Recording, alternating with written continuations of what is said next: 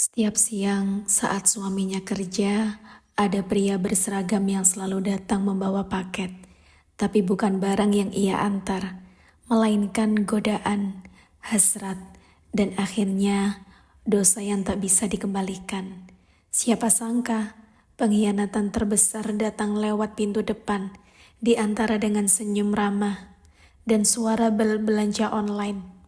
Setiap hari, tepat pukul 11 siang, sebuah motor berhenti di depan rumah sederhana 2 lantai di gang sempit itu. Rini, ibu rumah tangga berusia 32 tahun, sudah hafal suara mesin dan bunyi bel dari kurir yang selalu datang tepat waktu. Paket Bu Rini, sapa pria berseragam merah hitam dengan senyum yang entah mengapa semakin lama terasa terlalu manis. Rini menerima paket dengan tangan gemetar ringan, entah karena memang ia menyukai belanja online atau karena ada sesuatu yang lebih menggoda dari sekedar kardus yang dibungkus rapi. Kurir itu bernama Doni, tubuhnya kekar, wajahnya terlalu tampan, tapi ada aura percaya diri dan sedikit urakan yang membuat hati Rini berdetak lebih cepat. Sejak pertama kali datang mengantar barang sebulan lalu, Doni selalu menyempatkan basa-basi singkat tentang cuaca, tentang jalanan macet, atau tentang betapa seringnya Rini belanja online. Tapi semakin hari, basa-basi itu berubah jadi obrolan kecil di depan pagar, lalu perlahan berubah jadi percakapan di teras. Bahkan pernah Rini mengundang minum sebentar. Suaminya Raka, seorang karyawan kantor, selalu berangkat pagi dan pulang menjelang malam, sibuk, lelah, dan semakin dingin dari hari ke hari. Sementara Doni datang setiap siang dengan perhatian kecil yang lama-lama terasa besar. Rini tahu ini berbahaya, tapi mengapa justru getaran itu membuatnya hidup kembali? Dan tanpa sadar, pintu rumahnya bukan hanya terbuka untuk paket, tapi juga untuk godaan yang bisa menghancurkan segalanya. Sudah hampir 2 bulan, Doni mengantarkan paket ke rumah Rini, dan entah bagaimana, frekuensinya semakin sering. Kadang Rini memang sengaja belanja barang-barang kecil yang tak terlalu dibutuhkan hanya agar Doni datang. Kadang Doni sendiri yang datang tanpa paket. Katanya hanya ingin memastikan barang kemarin sampai dengan baik. Suaminya nggak di rumah, Bu? Tanya Doni sambil menyeruput teh manis yang disuguhkan Rini di ruang tamu. Kerja, seperti biasa, jawab Rini dengan pendek, tapi tak bisa menyembunyikan senyumnya. Awalnya hanya sebatas canda ringan dan lirikan mata, tapi kini ada hal-hal yang tak bisa lagi disangkal. Doni kadang duduk lebih dekat, menyentuh tangan Rini sambil bercanda. Rini tak menarik diri, matanya justru menatap balik, seperti perempuan haus perhatian yang sudah terlalu lama dilupakan. Raka, suaminya, memang tak pernah memukul atau menyakiti, tapi ia juga tak lagi melihat Rini sebagai perempuan. Rumah tangga mereka dingin seperti kopi yang lupa diminum. Bicara hanya seperlunya, sentuhan nyaris tak ada. Sementara Doni hadir seperti musim semi di hati yang tandus. Kalau aku punya istri sebaik Bu Rini, gak akan aku biarkan kesepian, ucap Doni dengan lirih. Dan untuk pertama kalinya, Rini menatap Doni lebih dalam. Tatapan yang tak lagi sekedar basa-basi, karena kadang selingkuh tidak dimulai dari ranjang, tapi dari hati yang terlalu lama merasa kosong. Hari itu, hujan turun deras saat Doni datang. Dini membukakan pintu dengan tergesa, melihat tubuh kurir itu basah kuyup. Tanpa pikir panjang, ia menarik Doni masuk ke dalam rumah. "Masuk dulu, Mas, nanti sakit," katanya sambil mengambil handuk. Doni hanya mengangguk menatap Rini dengan sorot mata berbeda. Di ruang tamu, suasana sunyi hanya diisi suara rintik hujan dan degup jantung yang tak beraturan. Rini menyerahkan handuk sambil duduk agak dekat. Tangannya menyentuh dengan Doni, lama, lalu tak kunjung dilepaskan. "Aku gak tahu kenapa kamu selalu muncul pas aku butuh seseorang," bisik Rini. Doni menatap matanya lekat, tak ada lagi jarak.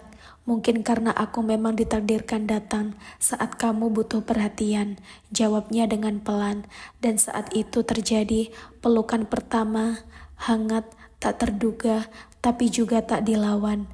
Rini terdiam, hatinya bertarung dengan logika, tapi tubuhnya tak bergerak menjauh. Doni mengusap pipinya yang basah bukan oleh hujan, melainkan oleh air mata yang tak disadari mengalir. Aku istri orang, ucap Rini bergetar. Tapi kamu juga perempuan yang butuh dicintai, dan kalimat itu menjadi pintu. Pintu yang selama ini tertutup rapat oleh kesetiaan, kini terbuka lebar. Saat hujan reda, bukan hanya tanah yang basah, tapi juga hati yang kini terendam dalam lumpur pengkhianatan. Setelah hari hujan itu, batas-batas yang sebelumnya dijaga mulai kabur. Doni tak lagi hanya datang membawa paket, tapi juga membawa senyum, pelukan, bahkan ciuman singkat yang mencuri waktu saat rumah kosong. Semua itu terjadi dengan cepat, namun terasa alami bagi Rini. Terlalu alami untuk disebut sekedar hilaf. Rini mulai hidup dalam dua dunia. Di depan Raka, ia tetap istri yang setia, menyiapkan makan malam, mencuci pakaian, dan menunggu di depan pintu ketika suaminya pulang larut malam. Tapi di siang hari, ia menjadi wanita lain, wanita yang tertawa bahagia di pelukan Doni, menyembunyikan bekas ciuman dengan bedak tebal, dan memadamkan jejak di ponselnya setiap kali suara motor mendekat. Doni pun mulai lebih berani. Ia sesekali mengirim pesan singkat berisi rayuan, bahkan foto-foto mereka berdua. Rini takut, tapi juga ketagihan. Rasanya seperti candu, sekali merasakan hangatnya perhatian, sulit untuk kembali hidup dalam kehampaan. Namun bukan berarti semua berjalan mulus. Rini tahu, setiap pelukan ada dosa, setiap ciuman menyimpan kemungkinan kehancuran. Tapi anehnya, rasa bersalah itu tak cukup untuk menghentikannya. Karena dalam kesunyian rumah tangganya, Doni menjadi suara. Dalam kehampaan dari hari-harinya, Doni menjadi warna. Dan dalam kebohongan yang mulai ia pelihara, Rini mulai menanam benih petaka yang tak lama lagi akan tumbuh dan meledak. Tanpa mereka sadari, seorang tetangga diam-diam memperhatikan Ibu Mirna, janda pensiunan guru yang rumahnya bersebelahan. Curiga melihat Doni yang terlalu sering datang siang hari. Senyap dari balik tirai jendela, ia mencatat segalanya, dan dalam hatinya ia tahu ada yang tak beres. Desas-desus mulai berhembusan di gang kecil tempat Rini tinggal. Ibu Mirna yang tak bisa menahan rasa geramnya mulai menceritakan apa yang dilihat kepada tetangga lain. Itu kurir, kok bisa datang terus tiap hari? Padahal katanya suaminya kerja dari pagi sampai malam, bisiknya dengan pelan namun tajam. Gosip pun menyebar seperti api menyambar daun kering. Ibu-ibu komplek mulai melirik Rini dengan pandangan berbeda, tatapan sinis, senyum penuh makna. Tapi Rini belum menyadarinya, ia masih tenggelam dalam manisnya perhatian Doni, tak tahu bahwa badai sudah mulai berkumpul di langit kehidupannya. Raka mulai merasa ada yang berubah. Rumah selalu rapi, istri terlihat ceria, tapi ada sesuatu yang janggal.